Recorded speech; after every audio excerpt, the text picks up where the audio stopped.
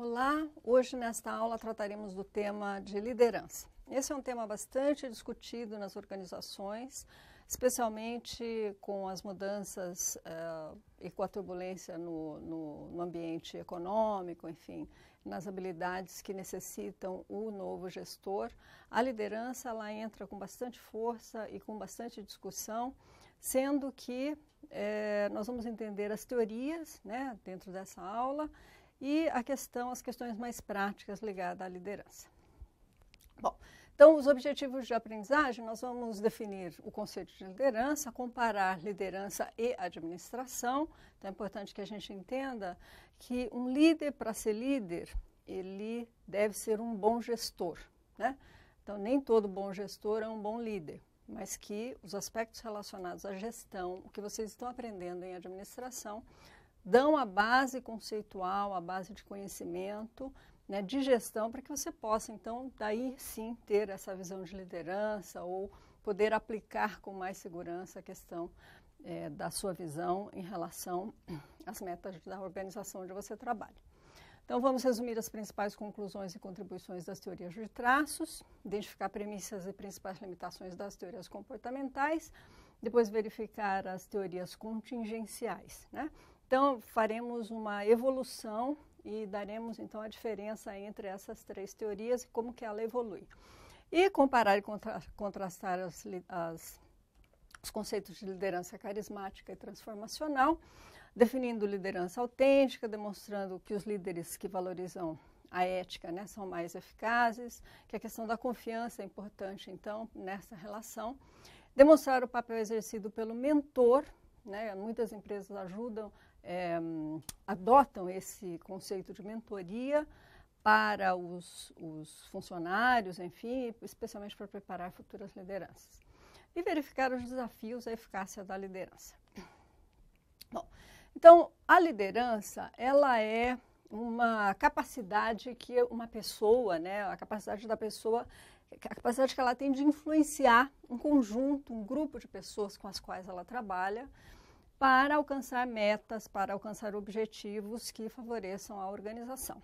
Então, as organizações precisam da liderança, deste papel, né, que desempenha o líder, que normalmente está ligado a uma função e um cargo formal, né, uma gerência, uma supervisão, um diretor ou então um presidente.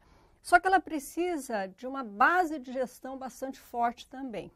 Então, quando a gente pensa em eficácia da organização, a gente precisa ter os dois pontos. A gente precisa da estrutura, né, dos processos, dos fluxos de processo, como que se farão as atividades, enfim, o planejamento.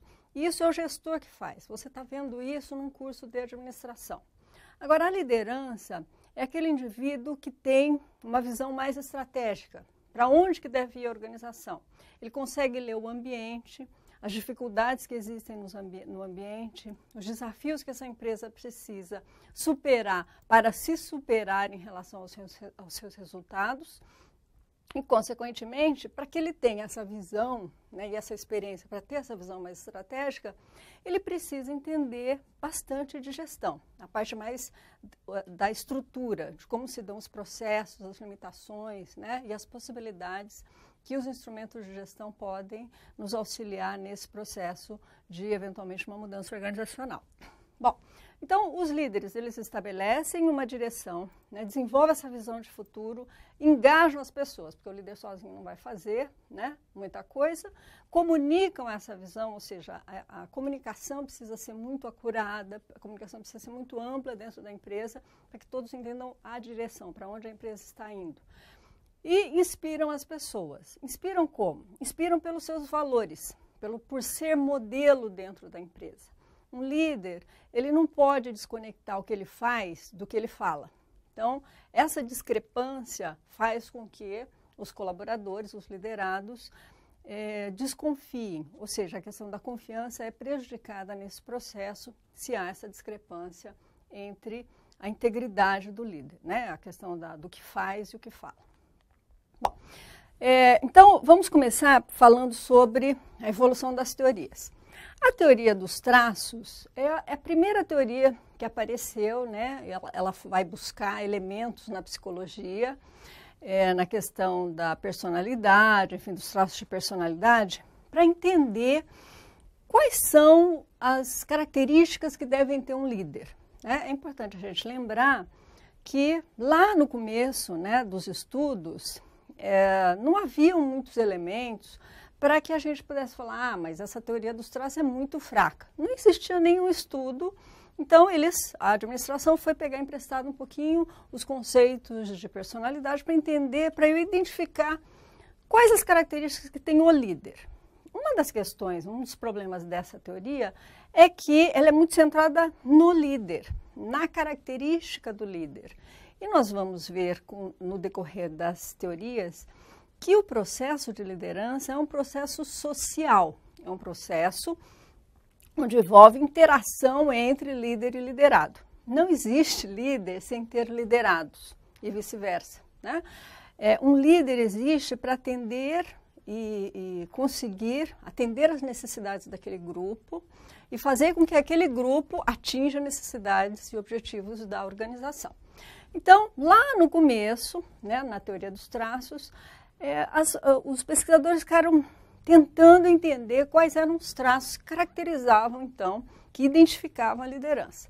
Então, verificaram que extroversão, né, a capacidade de comunicação, a conscienciosidade, a responsabilidade, então, sobre as atividades, abertura a novas experiências, isso é fundamental para quebrar o status quo dentro da organização, a capacidade de inteligência, não só a inteligência cognitiva, de abstração, de análise, de proposição de solução de problemas, mas a inteligência emocional também, a capacidade de ter um equilíbrio emocional diante de situações de muito estresse. E a questão da empatia também era importante. Então, eles viram a empatia, a capacidade de se colocar no lugar do outro, né, de ter como que a outra pessoa está se sentindo nesta situação. Então, isso é a empatia. Então, essas características, né, esses traços de liderança, eles foram selecionados, né, dentro dos estudos para identificar, para poder auxiliar na identificação da liderança. Agora, os traços, eles não preveem uma liderança, não distinguem a liderança eficaz da não eficaz. Eles simplesmente prevê características da liderança. Então, como eu disse, essa teoria está muito focada no indivíduo, né, no traço do líder sozinho. Aí o pessoal começou a pesquisar mais e falou, olha, eu acho que só traço de personalidade, né, como não vai definir se é eficaz ou não é eficaz, não é suficiente. Então, talvez eu precise entender quais são os comportamentos do líder. O que faz dele um líder? Né? Qual é o estilo de comportamento dele que faz com que os liderados se sintam mais satisfeitos ou não. Aí entrou o pessoal, os teóricos, né, que trabalharam as teorias comportamentais, ou seja, não é mais o traço do indivíduo sozinho, do líder, mas o que esse líder faz, qual é o comportamento dele diante dos liderados, então quais eram essas características, quais eram esses comportamentos.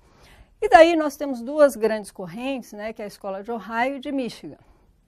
A Escola de Ohio falava basicamente que o líder deve pensar, então, na estrutura de iniciação e numa característica de consideração.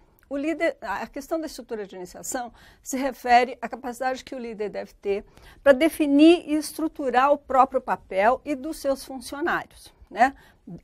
O que as pessoas devem fazer, então, para alcançar os objetivos. E a questão de consideração, o líder tem que ter um balanceamento para manter relacionamentos de trabalho baseados, então, na confiança mútua e no respeito, então, às ideias dos funcionários. A Escola de Michigan já vem bastante semelhante, ela caracteriza, né,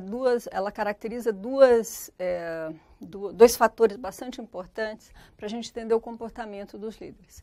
Um líder é orientado para pessoas, ou seja, ele é uma pessoa que enfatiza as relações interpessoais, demonstra o interesse nas pessoas, nos seus colaboradores, nas suas necessidades e aceita as diferenças que existem no seu grupo. E tem aquele líder que é mais voltado e orientado para a produção, ou seja, ele descarta a questão das pessoas e se foca bastante nos aspectos técnicos, nos aspectos práticos do trabalho. Bom, então aqui já começa, eles já começam a evoluir, né, para deixar de analisar somente a pessoa do líder, suas características de personalidade, mas agora começam a ver que comportamentos esse líder deve apresentar e o que será que funciona um pouco melhor que isso, que só a teoria dos traços, né? Aí o que acontece é o seguinte, é que vem uma outra geração de pesquisadores e fala, bom, mas só isso também não é suficiente. Por quê? Porque como é um processo de interação social, o líder, eu tenho que considerar características do líder, eu tenho que considerar características do liderado, porque é uma relação interpessoal, tenho que entender o contexto, né? Será que em todas as situações o líder vai funcionar do mesmo jeito? Um estilo de liderança vai funcionar em qualquer situação, para qualquer tipo de subordinado, né? Então, eles começam a incluir mais fatores para entender a dinâmica dessa relação. Então, entram as teorias contingenciais ou teorias situacionais. A primeira delas está muito baseada ainda, e tem resquícios, né, da teoria de Michigan, de Ohio, que fazia essa diferenciação entre líderes mais orientados para relacionamento e outros mais orientados para tarefa. Só que agora ele diz o seguinte, que o modelo então de situação, né, de contingência de Fiedler, ele diz o seguinte, que os grupos eficazes dependem, né, da adequação entre o estilo do líder, na interação que ele tem com seus subordinados e do grau de controle que ele tem e de influência que o líder tem sobre a situação. Ou seja, ele pode ser orientado para relacionamento ou para tarefa, e isso é identificado num questionário, né, num questionário chamado questionário do colega de quem menos gosto, que tem toda lá uma metodologia que diz se você é orientado para relacionamento ou para tarefa. Só que isso vai depender, né, tem um acréscimo que é como que é a situação. Então, o estilo de liderança, se é mais para relacionamento ou para tarefa, também vai depender da relação, né? O que é essa situação, então? É a relação entre o líder e o liderado, ou seja, qual é o grau de confiança que existe entre os dois, a credibilidade e o respeito que os membros têm pelo seu líder, o grau de estrutura da tarefa. É estruturada, é formalizada com procedimentos formais ou não?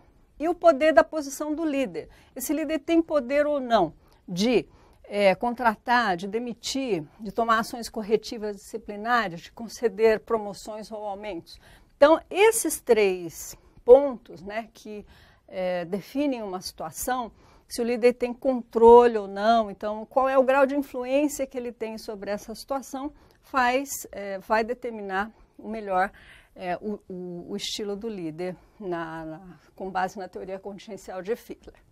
Outras teorias contingenciais vêm nesse raciocínio de como que ocorre a relação líder e liderado, pensando também nas características desse liderado. Então, não é só mais a característica do líder, é a característica da situação e as características dos subordinados, dos colaboradores. Então, nós temos a teoria de liderança situacional, de Hersey e Blanchard, que fala sobre o nível de prontidão dos subordinados. Ou seja, o líder vai adotar um estilo de liderança, o estilo vai depender do grau de prontidão dos subordinados. Ou seja, ele faz lá 4 categorias, né, de pessoas que são capazes e motivadas. Ou seja, se ele é super capaz e super motivado, o líder não tem que ser super diretivo, super controlador, dizer o que tem que fazer passo a passo. Essa pessoa, né, esse liderado vai precisar de mais autonomia. Então, o líder não precisa ter esse estilo tão diretivo. O líder capaz e desmotivado, ou seja, capaz, tecnicamente ele é bom, só que não está muito motivado. Então, ele tem que ser mais apoiador, verificar mais as necessidades deste funcionário, enfim, ter um estilo mais apoiador. O incapaz e o motivado, né? A pessoa tecnicamente não é boa, mas ela quer fazer as coisas. Então, o líder precisa dar mais atenção aos aspectos técnicos do trabalho. E o incapaz e o desmotivado, que também seria o máximo de atenção do líder, porque ele precisa do aspecto de relacionamento, né? Ser apoiador, verificar as necessidades do liderado e ter, conseguir, né, apoio, né, na estrutura da organização para motivar, para deixar esse trabalho e as tarefas mais significativas. Bom, a teoria do caminho meta, do Robert House, ele sustenta que a função do líder é ajudar os subordinados no alcance das metas, né? Ou seja, o líder tem que dar orientação e apoio aos seus colaboradores. E o modelo de participação e liderança do Vroom, né, que relaciona então o comportamento de liderança com a participação dos liderados no processo decisório. Então, é uma árvore de decisão, incorpora 7 situações, 5 estilos de liderança, para poder dizer o estilo, então, de liderança mais adequado. Bom, existe uma outra teoria de liderança que fala sobre a teoria de troca entre líder e liderados. Os líderes, então, eles criam grupos de dentro, que eles denominam grupos de dentro e grupos de fora. Na verdade, isso parece um pouco injusto, mas normalmente é o que acontece, né? Os líderes, são seres humanos e eles, naturalmente, não só os líderes, todas as pessoas, elas têm uma questão de compatibilidade pessoal, né? Elas gostam das pessoas que se assemelham a elas, né? Que são semelhantes, que têm expectativas parecidas, que têm o jeito de trabalhar, o drive para trabalhar muito parecido.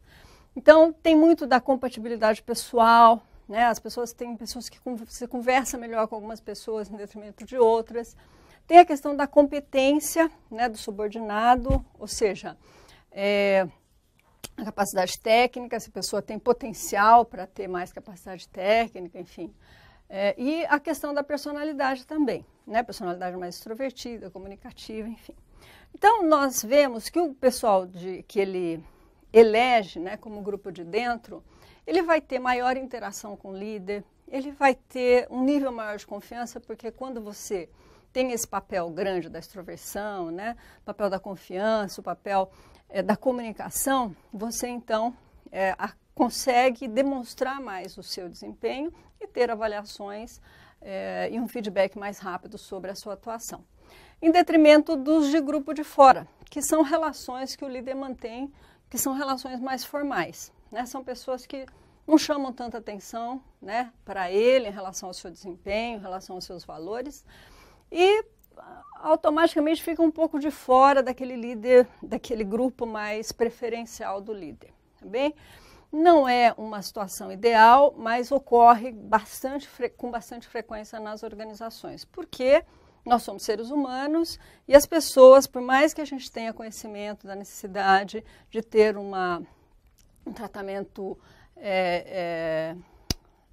igual, né, equilibrado dentro da empresa, nós nos aproximamos e as pessoas se aproximam mais com mais parecidas elas são com as nossas características.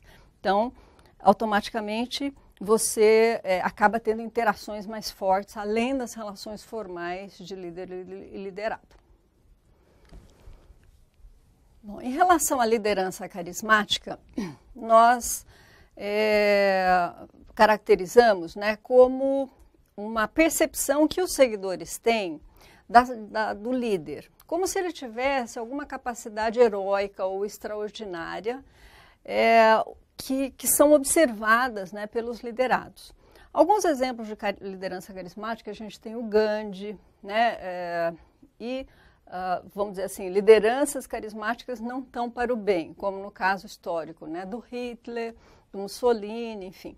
São líderes que têm uma grande capacidade de mobilização das pessoas.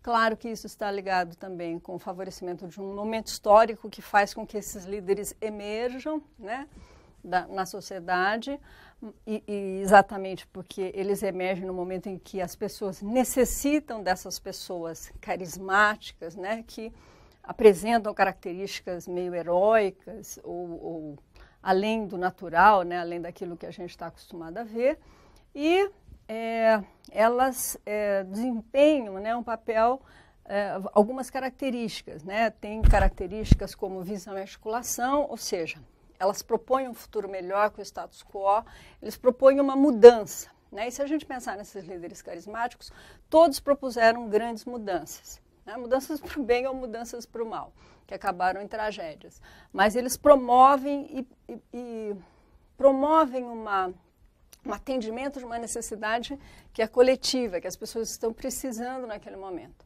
Então, são capazes de esclarecer a importância da visão em termos compreensíveis, né? Então, são bons oradores, são muito bons para argumentação. Então, na empresa, é importante que também tenha e desenvolva como gestor essa característica desse líder carismático, porque são pessoas que atraem as outras, né? Como se elas fossem um polo de atração, onde elas começam a falar, e a habilidade oratória ajuda muito de argumentação, onde as pessoas elas são convencidas, né, a te escutar, ou então esses líderes carismáticos conseguem essa atenção das pessoas exatamente por mostrar grande habilidade de comunicar a visão e de articular visões dentro de uma organização. Assumem um risco pessoal, né, assumem os custos, né, da atitude, tem uma atitude favorável em relação àquela mudança, corre risco pessoal para atingir aquela visão. Tem sensibilidade às necessidades dos liderados, ou seja, são muito perceptivos em relação às capacidades das pessoas, que são diferentes, e sensíveis às necessidades e os sentimentos alheios. E apresentam comportamentos não convencionais, né? Eles são contra as normas, eles querem quebrar o status quo. Em grandes processos de mudanças, esses líderes são muito interessantes. Agora, ser só carismático tem lá o seu lado perigoso, né? E de que merece uma atenção, porque muitas vezes a liderança carismática, os líderes acabam pensando muito em si, né? Também tem toda essa dramatização e essa atuação com as pessoas, mas tem um lado que, historicamente pensando, a gente vê que eles pensam muito no seu ganho pessoal, né, numa situação voltar-se para uma qualidade própria, uma necessidade própria. Nós vamos dar uma paradinha nesse módulo e iniciaremos na sequência com mais uma parte da aula.